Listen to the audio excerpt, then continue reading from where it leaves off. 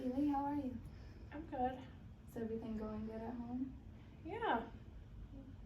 Have you had the urge to pick up a cigarette? I mean, I have a couple of times. And what were those feelings right before you picked up the cigarette? For most of the time I was stressed out, and they always help me, so. And did you try those meditation videos that we talked about? I did a couple of times. They helped a little bit. Okay. Do you think I can help you with anything else regarding like the urges you have? I mean, I'm not sure. Sometimes it's just, it's just so stressed out that I just naturally just pick it up and it calms me down, so I don't know what else to turn to or what else to do during those times. Okay. Do you have any hobbies that would positively change that for you? I mean, for hobbies, I like drawing and painting and stuff like that. Okay. Have you tried that? Mm-mm. No? Maybe for next session, maybe you can give that a shot? Yeah. Okay. Let's see, what else? Have you tried to go for walks like we talked about? I went for one walk this past week with my neighbor.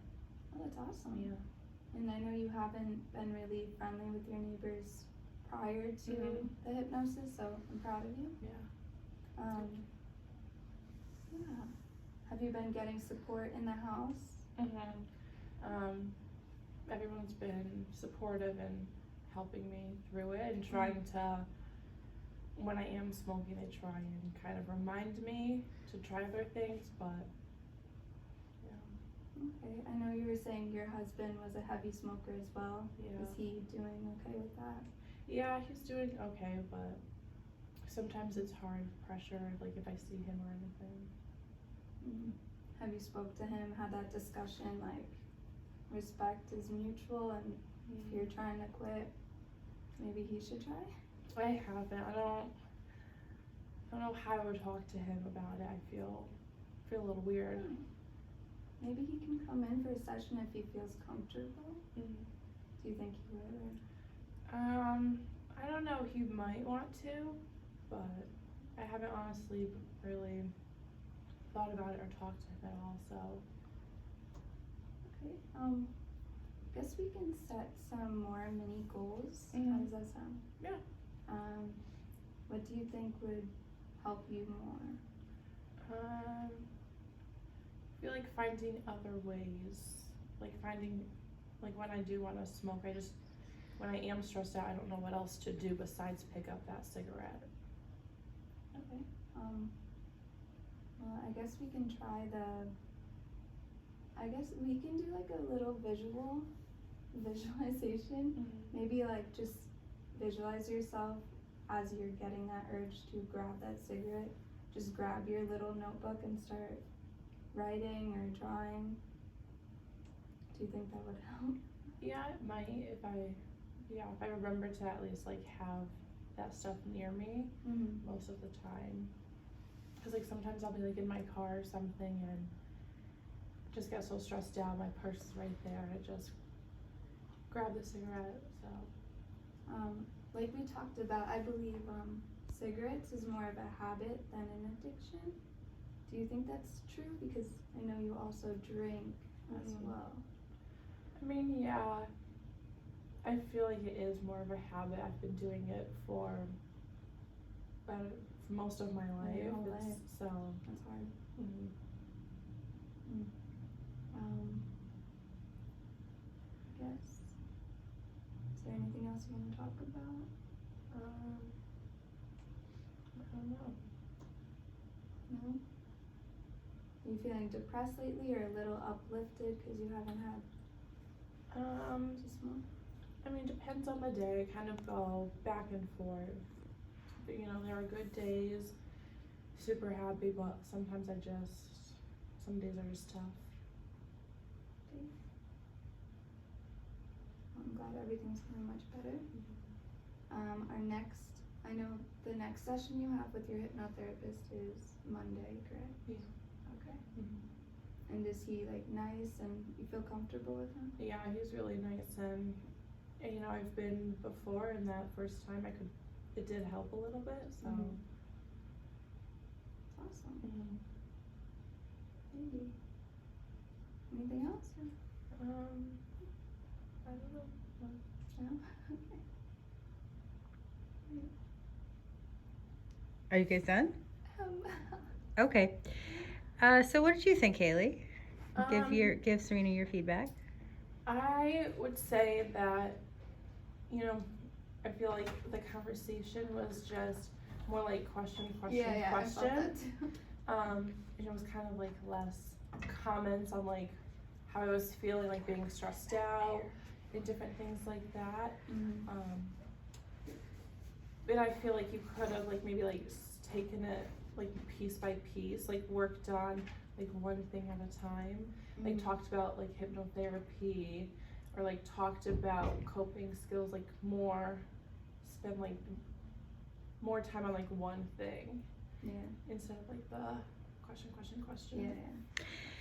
Yeah, I would agree. I think that in this particular scenario, quitting smoking, it's actually a good example because it's of the working phase, because it's really there's a lot to talk about in terms of like interventions. Mm-hmm. It's really it's pretty structured. You know, like these are the things that you were gonna try. How did it go? You know, what didn't make it work? Mm-hmm. I think there is probably a lot of room for open-ended questions.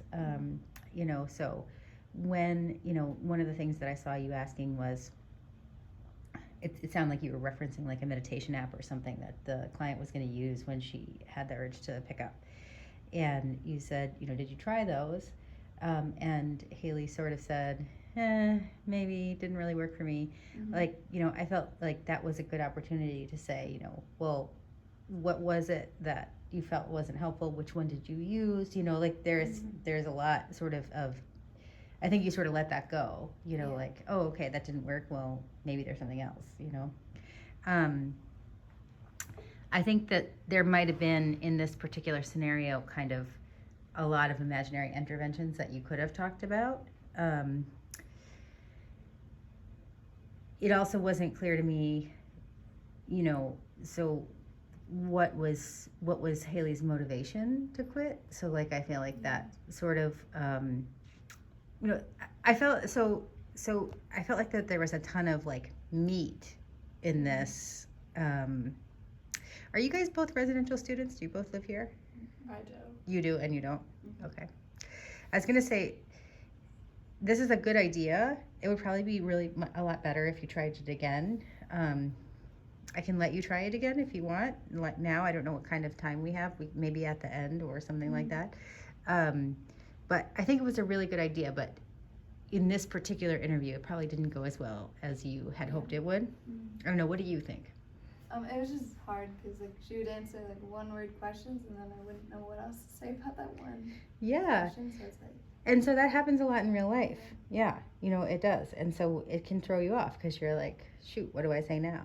Right? I guess you have to just keep digging deeper and stay on like one topic. I feel like for me, kind of like from the client,